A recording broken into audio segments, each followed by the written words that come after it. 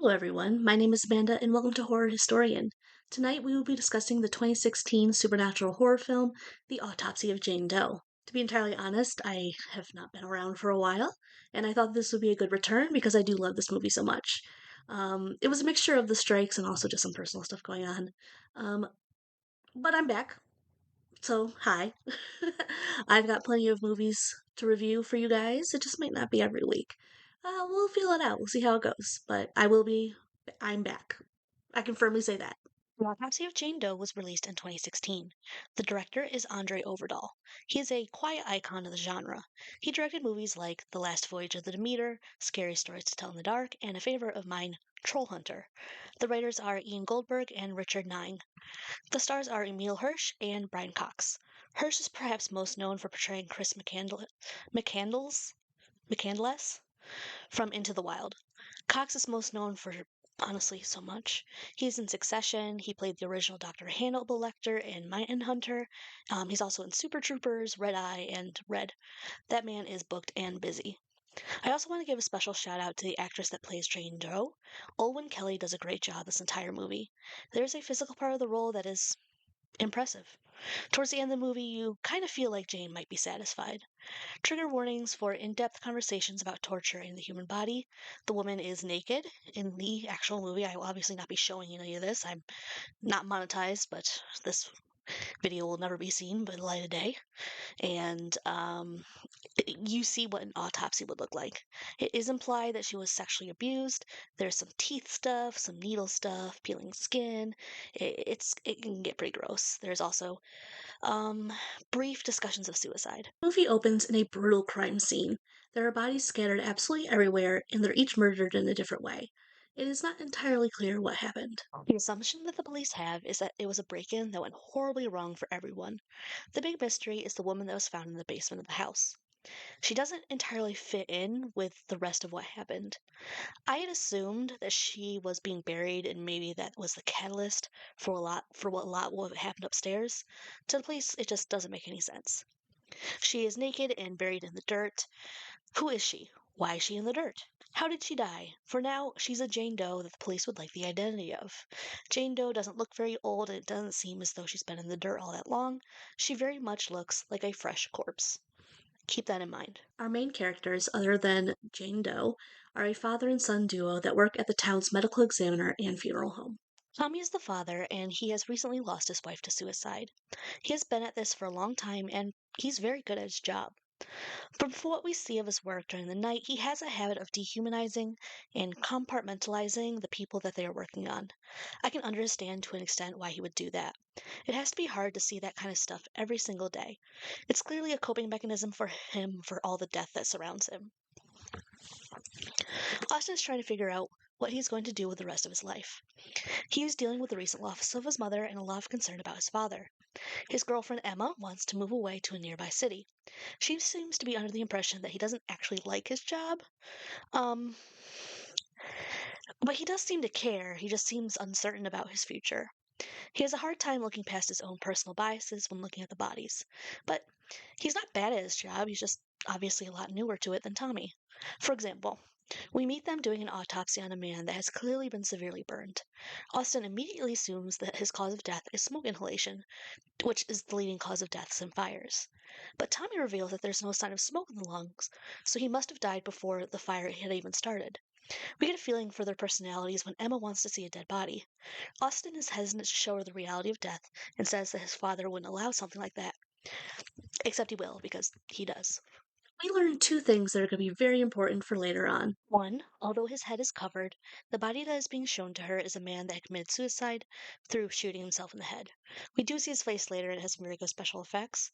It's briefly mentioned that there might be something in his system that implies maybe something else might have happened.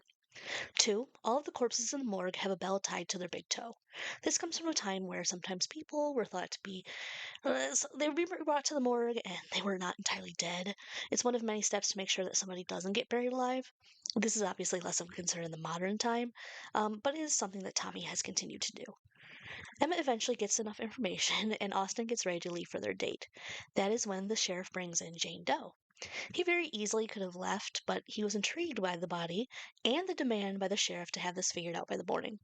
I get the feeling he's not usually this demanding. This seems to be a small town, and so it's a mystery that Austin can't quite turn his back on. The sheriff seems unnerved by her, although no one is as creeped out by the body as the cat Stanley. He's not a big fan of this, and he makes it known. Joe does not show any signs of having started rigor mortis, which one would expect with how fresh she looks. Rigor usually starts around 2 hours after death and completes around 8 hours later. While she looks fresh, her eyes are clouded, something that doesn't happen for several days after death. So the body should have gone through rigor mortis and the serious parts of decomposition. All of these things are starting this autopsy off with a very conflicting estimated time of death. She looks fresh, but there are signs she has been dead for much longer. There are also no outward signs of trauma, but they quickly discover that this is not true. Her wrists and ankles are completely shattered.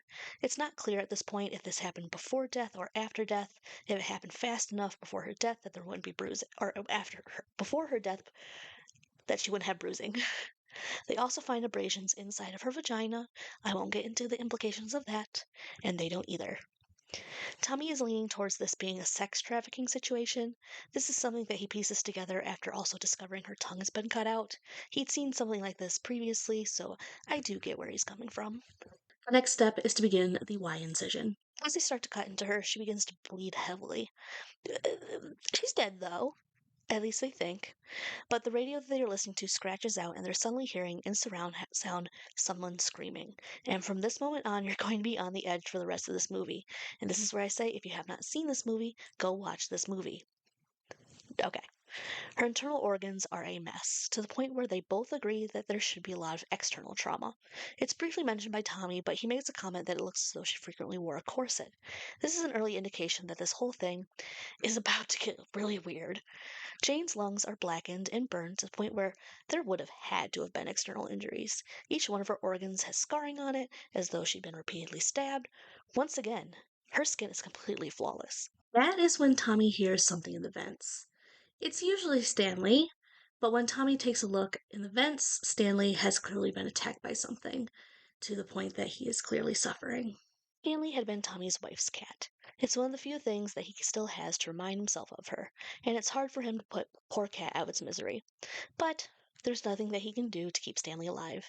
And I got a little sniffly at this point. My cat is currently snuggled up to me as I'm recording this, so as you can imagine. They don't have long to dwell on that loss. Tommy comes back to the autopsy room so they can continue their job. There had been a few comments about a storm coming their way, but at this point, it's an actual problem. Austin is thinking that it might be a good idea to get this out of the basement. But Tommy gets a little harsh, probably due to the recent death of Stanley, and ultimately refuses to leave because they promised the sheriff they would solve the mystery of Jane Doe. Inside her stomach, they discover a tooth wrapped in some kind of fabric. The tooth is one of hers. She was forced to swallow this before her death. Ever since they had originally cut her open in that Y incision, something about her skin had been bothering Tommy. It turns out there's a layer, and he decides to peel it back, showing a layer of her skin that is covered in ruined, kind of like tattoos. I'm not sure what I was expecting, but the gasp I let out woke my cat up. The lights go out at this revelation. There's a moment around this point that feels a little bit like found footage, which reminded me of Troll Hunter, a movie I enjoyed just as much by the same director I mentioned earlier, but it's worth mentioning. I will cover that movie at some point. Let me know if you want to see it. Tommy decides that's a good time to get out of there. Unfortunately, at this point, they don't really have a chance. The elevator is no longer working due to the power being out, and their only other option is the door at the top of some stairs. But the storm has knocked a tree on top, so they can't get it open. So they're very much stuck inside the morgue. Obviously, they run to the office where Tommy tries to call the sheriff. There isn't a great connection due to the storm. They can hear him, but he can't seem to hear a word they're saying. That is when they hear the sound of a bell ringing and a thud against the door. The suicide victim from earlier is now moving around, and this is a way for Jane to throw the family's trauma in their face. Up until this point in the movie, it's kind of implied that Tommy's wife had committed suicide, but it's a lot more clear now. Her suicide was a shock to both of her loved ones. Like, Tommy called her a sunshine, he just wasn't aware of the kind of depression that she was dealing with. Tommy ends up being attacked, and he believes it was by Jane. It's dark, but he claims he recognized her eyes. They make a break for the elevator, and the sound of the bell follows them. Austin gets an axe, but he doesn't have the guts to use it while they're trying to close the elevator door and the arms in there. Tommy does use it, bringing it down on the corpse without much Only it isn't a corpse, it's Austin's girlfriend. He had earlier agreed to meet with her later, and it seems as though it's now later. Looking back at it now, this should have raised an eyebrow as to how she had gotten down there. So we can assume that when the dead body started chasing them, that was her being down there, her getting down there. So how did she get? So either the tree's not really there, or the power is actually working because somehow she got down there. Either way, she does get killed by Tommy, and I'm just honestly so glad that they didn't really blame each other. They both blame themselves for what happened. Austin blames himself because he's like, if I hadn't asked her to come back, and Tommy's like, I should have seen it. Ultimately, they seem to accept that they were tricked into seeing something that wasn't real. And I'm just glad because if they had gone the other route, it really would have damaged the rest of the story. So I'm very glad that didn't happen. They decide to go back to the autopsy room. It's pretty much the only thing that they can do. Tommy also believes it's the only place that they will be able to get what they need to survive this encounter. Information that can only come from finishing the autopsy. It's time to move on to the brain, which is the only part of the body that doesn't have any outward signs of trauma while they're cutting into it. They slice off a piece of the brain to take a look at it. Austin is looking first, and he is absolutely horrified by what he sees, because her brain is still very much alive and active. Now, my assumption up until this point was that there was a ghost connected to the body, but everything changed after that revelation. It turns out the cloth they removed from her stomach was a verse from Leviticus and the year 1963, or 1693, 1963. No, there were no witches in 1963. That is, 1693 is the year that the Salem witch trials happened. Tommy assumes that she was innocent because everyone that was accused and eventually sentenced to death during the Salem witch trials was innocent. She was someone that had been accused of being a witch, and Jane Doe's death was not an easy one. All the scars and damage to her organs were to try and force her to admit that she was a witch. But that Leviticus, I can't remember, I didn't write down exactly what it was, but eventually, basically, he just believes that's what caused her to become a witch because yeah, all this torture forced her to become the thing that they were afraid of, one that is trapped inside of a very damaged body. Now that everything is pieced together, Tommy realizes what kind of danger they are truly in. He immediately offers himself to her as a sacrifice in hopes of saving his son. In Jane's defense, I don't think that she's this evil figure. We've gone into excruciating detail of what she had gone through. She's also been able to feel everything that has happened to her, including what has happened to her during this autopsy. And it's not like she knows what an autopsy is. To her, this is just more men torturing her. Austin and Tommy were just trying to find out what happened to a young woman that was found naked and buried in the basement of a murder scene. They have gone through a terrible time. They really only have each other, especially now that his girlfriend's dead. There's this recent loss of someone that they both love, including his girlfriend. No one is like this bad person, but everything is going to go horribly wrong. Like I said, Tommy promises that she can take out all of her pain on him, and in his defense, he does manage to hold on for quite a while.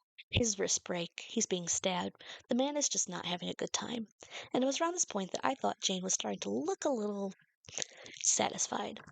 While Tommy is being cracked like a glow stick, Jane's body is starting to slowly piece back together. Even her eyes start to clear up, showing that she had very nice, pretty brown eyes before she was killed. And from that scene and a scene at the very end of the movie, I do kind of wonder if she's piecing herself back together. Tommy ends up begging Austin to kill him, which he does do, and that is the moment that Jane Doe considers their contract null and void. Austin put Tommy out of his misery just like Tommy had done to Stanley. Things start to seem as though it's calming down, and it doesn't seem as though Jane has anything left to give. The radio is back to normal, the lights are on, and then he goes down the hallway. He can hear the sounds of what sounds like someone cutting the tree that landed on the storm cellar, so he goes running up the stairs. Except none of this is happening. There's no one up there, and he finds out too late while standing at the top of the stairs. He gets startled by the sight of his father's corpse behind him, and Austin falls down the stairs, breaking his neck on the way down. When the sheriff arrives in the morning, he is more at a loss than he was before. It turns out there was no storm. There was nothing preventing them from leaving, other than whatever Jane was showing them. The sheriff gets frustrated when someone suggests that Tommy was killed by Austin. He doesn't know what's going on, but he's not willing to entertain the idea. Jane Doe continues to be a mystery. She is someone else's mystery now, though, as she has been sent to Virginia Commonwealth University. The transport that she's in has a music chains, and she has a little toe wiggle. The first time that we actually see Jane Doe move. If there had been a bell on it, someone certainly would have picked up on it. I'm such a big fan of this movie. It's so unsettling to me. There were a few times, like after the initial build that I got like really stressed out. It's a mixture of the sound and this just massive feeling that something is not right. There are so many questions I have out here. The main one, is she slowly building herself up because her eyes are clear and she can give a little toe wiggle at the end? Also, how did she end up so far away from Salem? It's loosely explained how she got from Massachusetts to Virginia, which is roughly 583 miles. In a car, it would be about 11 hours. Walking, it would be like 235 hours. So somewhere between the two of her doing horse-drawn carriages. Considering how fast she works, I have a hard time figuring out how she got down there. That being said, I did like the dynamic between Austin and Tommy. You kind of knew from the beginning that Tommy wasn't going to make it. It's sad to watch it happen, though. And of course, I was very sad when Stanley died. You also get to figure this, plus you knew it was going to happen. You knew the cat, and you knew the father was going to die. I will say that Austin was a bit of a surprise. The special effects are impressive. The sound and music works so well together. I don't really have any critiques. Even the questions I have is just because I'm nosy. Thank you so much for watching. I hope you enjoyed this video. I'm trying things a little bit differently this time, using webcam instead of my phone. We're working on it. Okay, it's a process. I do not think I would survive this movie, even though I have absolutely no reason to be doing an autopsy. I would probably be like the girlfriend and get chopped up as a hallucination. I know I'm toast. There's no question.